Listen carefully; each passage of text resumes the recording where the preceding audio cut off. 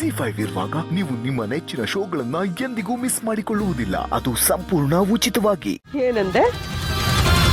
ನನ್ನ ಕೈಯಲ್ಲಿ ಏನೂ ಆಗಲ್ವಾ? ಹಾಗಂತ ನೀನು ಅನ್ಕೊಂಡಿದ್ಯಾ ವಿಶ್ವ? ಇಲ್ಲಿವರೆಗೂ ನಾನು ಹೇಳಿರೋ ಕೆಲಸನ ಮಾತ್ರ ಮಾಡಿರೋದಲ್ವಾ ನೀನು?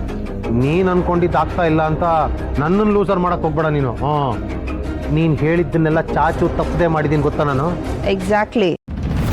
ಇಲ್ಲಿವರೆಗೂ ನಾನು ಹೇಳಿರೋದು ಮಾತ್ರ ಮಾಡಿರೋದು ನೀನು. ನೀನಾಗಿ ನೀನೇ ಏನಾದರೂ ಇನಿಷಿಯೇಟಿವ್ ತೊಗೊಂಡು ಮಾಡಿದ್ಯಾ ವಿಶ್ವ? ಡೋಂಟ್ ವರಿ, ಅದು ನಿನಗೆ ಈ ಜನ್ಮದಲ್ಲಿ ಬರಲ್ಲ. ಸರಿ, ಈಗ ನೀನಾಗಿ ನೀನೇ ಇನಿಷಿಯೇಟಿವ್ ತೊಗೊಂಡು ಮಾಡಿದ್ದೆಲ್ಲ ಹೊಗೆ.com ಆಗ್ಬಿಟ್ಟಿದ್ಯಲ್ಲ, ಅದಕ್ಕೇನು ಹೇಳ್ತೀಯ? ನಿನಗೆ ಈ ಥರ ಸರ್ಕಾಸ್ಟಿಕ್ ಆಗಿ ಮಾತಾಡೋದಷ್ಟೇ ಗೊತ್ತಿರೋದು. ಸರಿ, ಈಗ ನೀನೇನು ಮಾಡಿದ್ದೆ ಹೇಳ್ಬಿಡು ನೋಡೋಣ. Really? You want to no?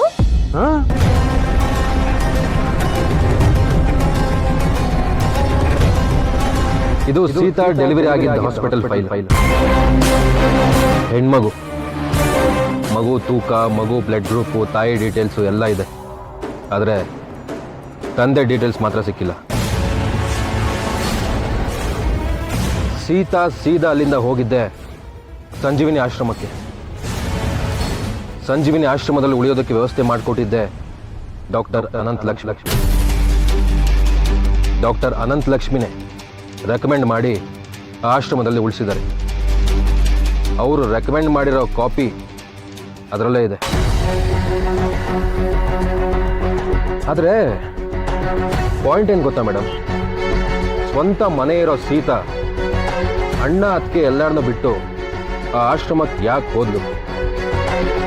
ಅದೇ ನನಗೆ ಅರ್ಥ ಆಗ್ತಿಲ್ಲ.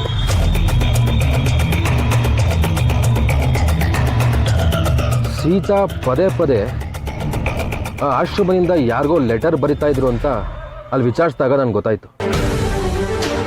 ಫೋನು ಇಂಟರ್ನೆಟು ಇರೋ ಈ ಕಾಲದಲ್ಲಿ ಲೆಟ್ರು ಯಾರಿಗೆ ಬರೀತಾರೆ? ಸುಳ್ಳು ಹೇಳ್ಬಿಟ್ಟಿದ್ದ ಗದ್ರಿದ್ದಕ್ಕೆ ಅವ್ರು ಕಳಿಸಿರೋ ಲೆಟ್ರು ಅಡ್ರೆಸ್ ತಲುಪದೆ ಮತ್ತೆ ಆಶ್ರಮಕ್ಕೆ ಬಂದಿದೆ ಅಂತ ಬಾಯಿ ತಪ್ಪಿ ಹೇಳಿದ್ರು. ಆ ಲೆಟ್ರ್ಗಳನ್ನ ಕೊಡಿ ಅಂತಲೂ ಕೇಳಿದೆ, ಆದರೆ ಅವ್ರು ಕೊಡಲಿಲ್ಲ. ಅದು ಆಶ್ರಮ ಅಲ್ವಾ? ನಾನು ತೀರಾ ಕೆಟ್ಟವನಾಗೋದಕ್ಕಾಗೋದಿಲ್ಲ. ಅದಕ್ಕೆ ಆ ವಿಷಯನ ಅಲ್ಲಿಗೆ ಬಿಟ್ಟು ವಾಪಸ್ ಬಂದೆ. ಹಾಗಂದ್ಬಿಟ್ರೆ ಹೇಗೆ ರುದ್ರ ಪ್ರತಾಪ್? ಸೀತಾ ಲೈಫಲ್ಲಿ ಏನೇನು ನಡೆದಿದೆ ಪ್ರತಿಯೊಂದು ವಿಷಯನೂ ನನಗೆ ಗೊತ್ತಾಗಲೇಬೇಕು. ಆಗಲೇ ನಾನು ಅಂದ್ಕೊಂಡಿದ್ದು ನಡೆಯೋದು. ಇಲ್ಲಿ ನೋಡಿ, ನೀವೇನು ಮಾಡ್ತಿರೋ ಬಿಡ್ತಿರೋ ನನಗೆ ಗೊತ್ತಿಲ್ಲ.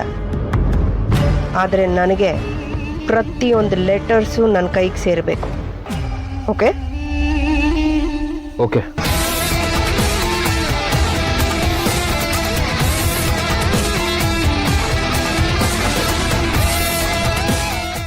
ZEE5 ಆಪ್ ಡೌನ್ಲೋಡ್ ಮಾಡಿ ಎಲ್ಲಾ ಸಂಚಿಕೆಗಳನ್ನು ಸಂಪೂರ್ಣ ಉಚಿತವಾಗಿ ನೋಡಿ.